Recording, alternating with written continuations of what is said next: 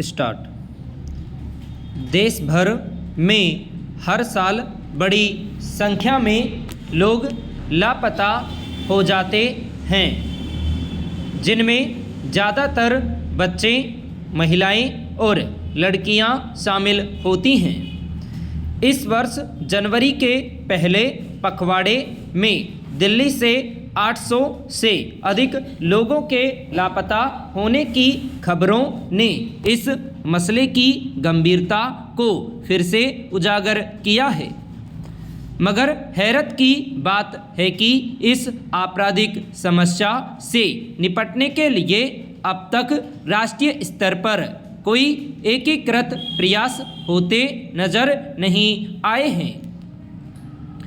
यहाँ तक कि लापता होने की घटनाएं और उनमें से कितने लोगों को ढूंढ लिया गया तथा ऐसे मामलों के पीछे किसका हाथ था, इसका एकीकृत राज्यवार ब्यौरा भी मुश्किल से दर्ज हो पाता है।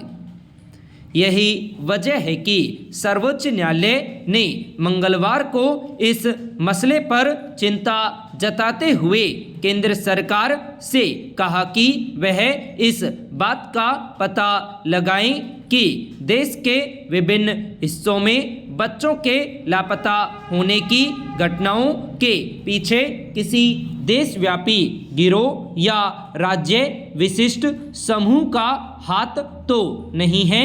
इसके लिए तमाम राज्यों से ऐसे मामलों की संख्या और कार्रवाई का ब्यौरा संकलित कर उनका विश्लेषण करने का निर्देश भी दिया गया है। पैरा। गौरतलब है कि देश भर में बच्चों की गुमशुदगी के मामलों से संबंधित आंकड़ों के संकलन के लिए केंद्रीय महिला एवं बाल विकास मंत्रालय की ओर से एक पोर्टल बनाया गया है, जिस पर सभी राज्य ऐसी घटनाओं का ब्यौरा दर्ज करा सकते हैं। मगर इस प्रक्रिया में भी सरकारी तंत्र की उदासीनता साफ देखी जा सकती है। केंद्र सरकार ने सर्वोच्च न्यायालय में खुद यह बात स्वीकार की है कि कुछ राज्यों ने लापता बच्चों और उनसे संबंधित अभियोजन से जुड़े आंकड़े उपलब्ध नहीं कराए हैं। दरअसल पिछले वर्ष दिसंबर में शीर्ष अदालत ने केंद्र सरकार को लापता बच्चों के सिलसिले में 6 साल के राष्ट्रव्यापी आंकड़े उपलब्ध कराने और ऐसे आंकड़ों के संकलन में राज्यों के साथ प्रभावी समन्वय सुनिश्चित करने को कहा था। इससे पहले राज्यों को बच्चों की गुमशुदगी के मामलों की निगरानी के लिए नोडल अधिकारियों की नियुक्ति का निर्देश भी दिया गया था।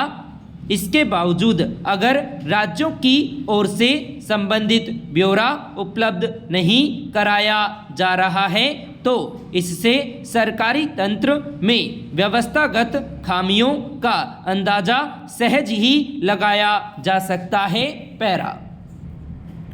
इसमें दो राय नहीं कि देश की राजधानी दिल्ली समेत विभिन्न राज्यों में विशेषकर बच्चों, महिलाओं और लड़कियों के लापता होने की घटनाएं जितनी बड़ी संख्या में सामने आ रही है, उससे इस आशंका को दरकिनार नहीं किया जा सकता है। इसके पीछे देशव्यापी या राज्य स्तरीय गिरोहों का हाथ हो सकता है। इसलिए इस बात की गहन जांच पड़ताल जरूरी है कि लापता होने की ज़्यादातर घटनाओं में किसी तरह कोई समानता तो नहीं है, मगर यह तभी संभव होगा जब राष्ट्रीय स्तर पर ऐसे मामलों से जुड़े आंकड़ों का संकलन हो पाएगा।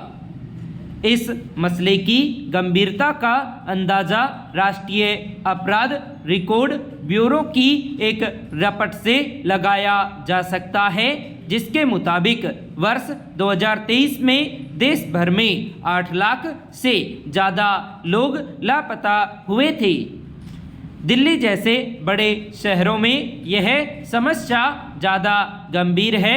ऐसे में ज़रूरी है कि हर राज्य अपनी जिम्मेदारी को समझे और लापता होने के मामलों में तत्काल कार्रवाई सुनिश्चित की जाए। अगर कहीं कोई लापरवाही बरती जाती है तो संबंधित अधिकारियों की जवाबदेही तय की जानी चाहिए ताकि व्यवस्था में आम लोगों का भरोसा कायम रह सके। पैरा सरकार के तमाम दावों के बावजूद वाहनों की तेज रफ्तार पर लगाम नहीं लग पा रही है। देश भर में हर साल होने वाले सड़क हादसों में तेज गति से वाहन चलाना एक बड़े कारण के रूप में उभर कर सामने आता है। वजह साफ है कि यातायात नियमों का पूरी तरह अमल सुनिश्चित करने में हर स्तर पर लापरवाही बरती जा रही है। खास तौर से राजमार्गों पर चलने वाले भारी वाहनों से जोखिम लगातार बढ़ता जा रहा है। नतीजा यह कि व्यवस्था में खामियों का खामियाजा निर्दोष लोगों को भुगतना पड़ रहा है। ऐसा ही एक दर्दनाक हादसा उत्तर प्रदेश में नोएडा के सेक्टर 62 के पास दिल्ली मेरठ एक्सप्रेसवे पर सोमवार देर रात हुआ, जिसमें एक घायल व्यक्ति की मदद कर रहे 3 लोगों को तेज रफ्तार ट्रक ने कुचल दिया, जिनमें से 2 की मौत हो गई। इस घटना ने सड़क पर सुरक्षा व्यवस्था को लेकर फिर से गंभीर सवाल खड़े कर दिए हैं। क्या राजमार्गों पर वाहनों के गति मापक यंत्रों का अभाव है या फिर उनका संचालन ठीक तरह से नहीं हो पा रहा है? पैरा दरअसल दिल्ली मेरठ एक्सप्रेसवे पर एक ट्रक की टक्कर से पिकअप वाहन में सवार व्यक्ति घायल हो गया था। इस दौरान वहां से गुजर रहे कुछ लोग घायल व्यक्ति की मदद के लिए आगे आए और उसे क्षतिग्रस्त वाहन से बाहर निकालने का प्रयास करने लगे। इस बीच सामने से आए एक अन्य तेज रफ्तार ट्रक ने 3 लोगों को टक्कर मार दी। कहा जा रहा है कि इस हादसे में जख्मी लोगों को अस्पताल ले जाने के लिए तत्काल कोई मदद नहीं मिल पाई। ऐसे में राजमार्गों पर कोई हादसा होने पर तुरंत सहायता पहुंचाने के सरकारी तंत्र भी सवाल उठाना स्वाभाविक है। दूसरा, इस बात पर भी गंभीरता से गौर करने की जरूरत है कि आखिर वाहनों की तेज रफ्तार पर अंकुश क्यों नहीं लग पा रहा है।